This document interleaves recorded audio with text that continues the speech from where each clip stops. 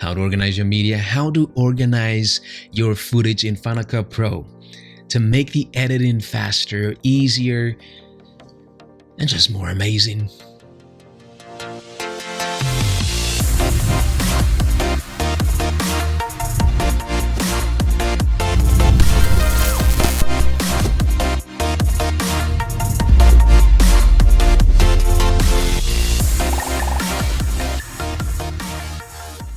Guys, everyone, welcome back to yet another video on this channel. We want to help you make your video look good. We want to help you make your video look nice. We want to give you all the tips, all the hacks, all the tricks when it comes to camera, gears, lights, softwares, everything about the production part of content creation process. So this is actually the second part of my editing workflow, and my workflow is just import, organize, edit, and then export.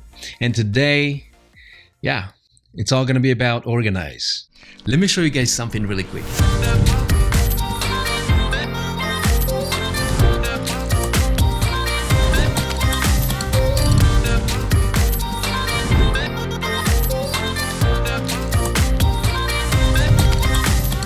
So I wanted to put these letters in the background today, just because I wanted some practical light. My usual practical light is not working, so I'm just like, hey, I love this shelf, man. I put some of my gears here. This is the lens right here, Canon 70D kit lens, dreaming, BU, never stop dreaming, I believe. And down here, there's my dead cat right here. But then look at this. What is this doing here? I mean, seriously, that is not supposed to be there, but I actually forgot that thing there. I know someone is searching for it. I know someone is looking for it somewhere, and I can't put it back yet. I have to wait until everybody's sleeping. Okay, so now I'm ready to talk about being organized. The truth is, guys, not all of us are organized. I mean, some of us are more organized than others. I am definitely not the most organized person, but organizing my videos, my medias, my footage in Final Cut Pro before I even edit has helped me a lot. So I'm going to show you guys how I do it, how I organize my footage in Final Cut Pro before I even edit them.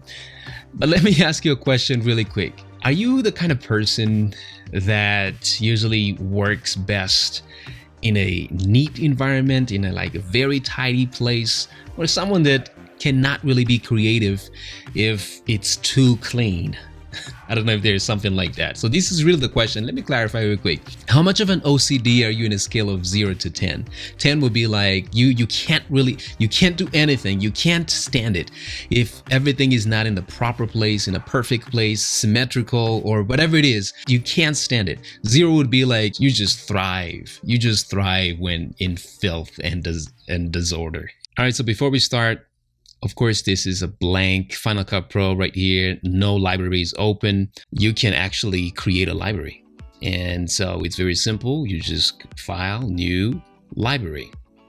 Now, when you do this, you will see that it will ask you immediately, where do you want to put your library? I use an external hard drive, SSD drive. It's faster for me. That works for me better because my computer doesn't have an SSD drive. You can choose whatever you want here. You can choose where you want to put your library. If you guys didn't know yet, in Final Cut Pro, file management works a little bit like a Russian doll. There is the library, and inside that you'll create events, and then after that you will have projects. It's very important where you're going to put the library because everything's going to be in there. So if you put the library in a storage, that means that your events will be in that same storage, and the projects as well. Everything you do will be in that storage.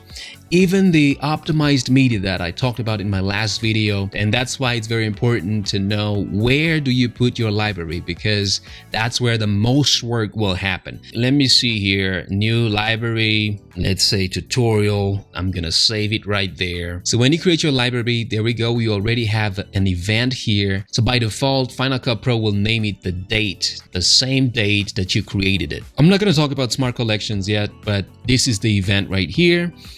So now you can import media. All right, so these are your footage right here. And what you can do with the footage actually is to create keywords for your footage. Now I have my own keywords right here, but to create a keyword, you select the footage, you click on this key right here. I would call these ones B-rolls. So I create these keywords so that I can quickly find what I need in the browser.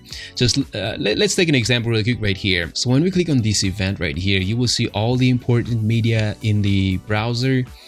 But if you click on B-rolls, because we named this the keyword was B-roll. Now I only see this footage because we just added the B-rolls keywords to this footage. And you will see that because it has this line, blue line right here. Every footage, every sound, every media that has this blue line right here has a keyword attached to it. So let's see the difference. This has a blue line, this doesn't have a blue line. So this doesn't have a keyword. If I want to add the same keyword to this new to this other clip right here, and that's what we're gonna do.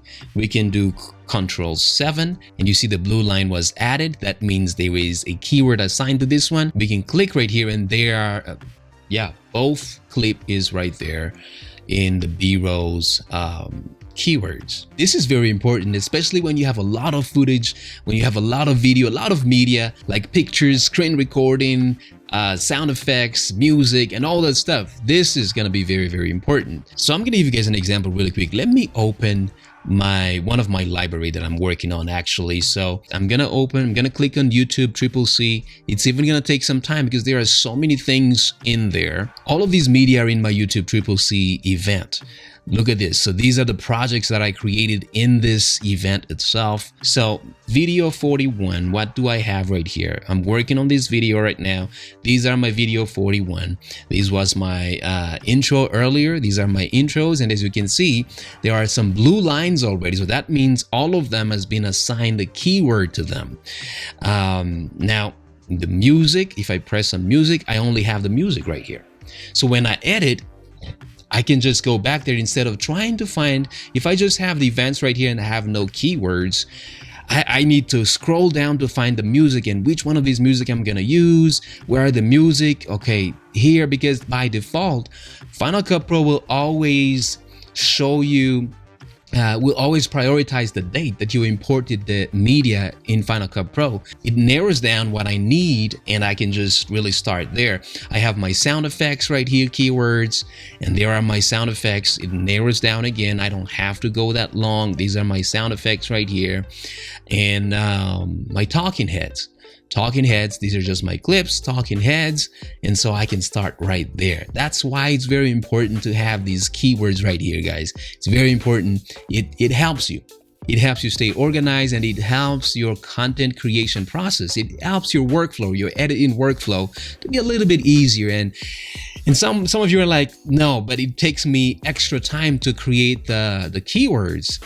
And believe me, guys, especially if you work with a lot of footage, a lot of different kinds of things, like if you add B-rolls, if you had music, if you had sound effects and all that stuff, it's gonna help you. It's gonna help you a lot if you go back and forth between like putting effects, putting titles, and then going back to the browser where you have your footage to try to get another footage or an extra sound effects or an extra music or things like that. It will help you a lot. I mean, it helped me a lot. I hope it's gonna help you guys too. All right, guys, this is gonna be the part 1 of organizing your footage in Final Cut Pro. So yeah, I'm gonna have to do a part 2 so that the video is not gonna be too long. But if you guys got any value from this one though, don't forget to like this video and subscribe if you haven't subscribed yet. Push notification bell so that you will never miss any video from this channel. And I will see you guys in the next one, hopefully. Bye. Peace.